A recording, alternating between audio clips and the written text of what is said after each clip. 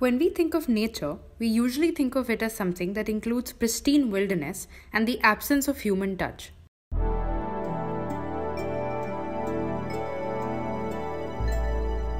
In this episode of So Basically, we'll question this green notion of environmental action and talk about terracotta environmentalism. Terracotta means burnt earth and is used to make earthenware.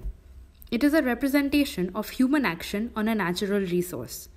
The terracotta vision values natural resources not for their mere existence, but recognizes the relationship between human beings and the environment around them. There are three pillars that support the terracotta vision: markets, communities and livelihoods, and incentives.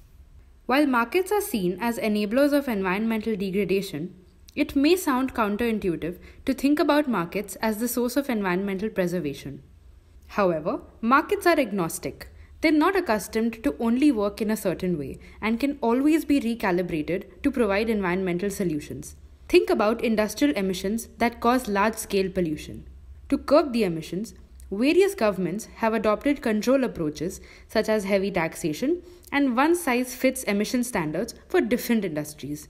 This is not just economically unfeasible, but also presumes a trade-off between economic growth and the environment. An alternative to controlling policies are emission trading schemes. Under these schemes, each company gets a permit and is allowed only certain units of emission, say 20. It's certain that all industries don't produce the same amount of emissions. Thus, companies that emit less than 20 units can sell their remaining units to another company which has more emission needs. The practice has already started in some parts of India. Surat has the world's first pilot project on emission trading in particulate matter.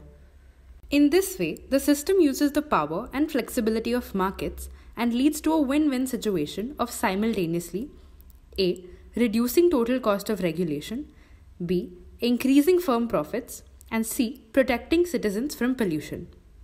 Markets are a result of human action and are fundamental to terracotta environmentalism as it seeks to bridge the economic growth versus environment divide. The second pillar is communities and livelihoods. The Indian Forest Act of 1865 formally consolidated state power over forestry and obliterated centuries-old customary rights of forest communities in India. The state maintains control over forests in the name of conservation while excluding the immediate stakeholders, that is, forest communities. Since the dwellers do not have properly outlined ownership rights, they are not recognized by the government as legitimate owners. On the other hand, foresters or agents of the state have little to no incentives in managing forest resources. The terracotta vision stresses the role of forest communities, conservation-based livelihoods, and property rights in conservation. Community ownership and forest management through well-defined and enforceable property rights solves two problems simultaneously. They protect forests and they provide a dignified livelihood to the country's most impoverished communities, thereby promoting conservation and a good stewardship of forest resources. The Forest Rights Act 2006 is a welcome move in that direction. Finally, we have incentives. When wildlife is state-owned, people who live in proximity to the protected animal are not keen on protecting the animals. For them, wildlife is an economic liability. They simply have no incentive to protect the wildlife.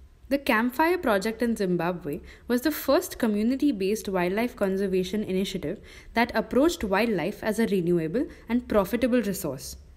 It incentivized the Zimbabweans who live near communally owned wildlife areas by generating revenue through wildlife tourism and forestry.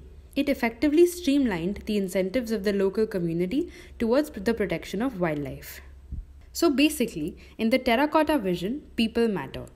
They matter precisely because conservation efforts that include communities, sustainable livelihoods, and market-based incentives in conserving the natural environment are much more resilient and sustainable.